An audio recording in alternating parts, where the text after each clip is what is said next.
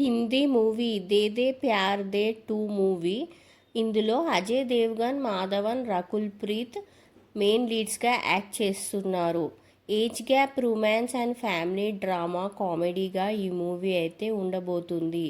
మాధవన్ రకుల్ ప్రీత్కి ఫాదర్గా, అజయ్ దేవ్గన్ లవర్గా యాక్ట్ చేస్తున్నారు. ట్రైలర్ అయితే చాలా బాగుంది. ఈ మూవీ మీద ఎక్స్పెక్టేషన్స్ అయితే పెరుగుతున్నాయి. అజయ్ దేవ్గన్ అండ్ రకుల్ ప్రీత్ లవ్ని మాధవన్ అండ్ వాళ్ళ వైఫ్ యాక్సెప్ట్ చేయరు.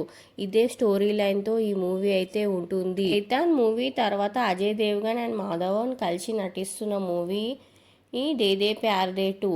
ఈ మూవీలో డైరెక్టర్ వచ్చేసి అన్షుల్ శర్మ అండ్ ఈ మూవీని టీ సిరీస్ వాళ్ళు ప్రొడ్యూస్ చేస్తున్నారు.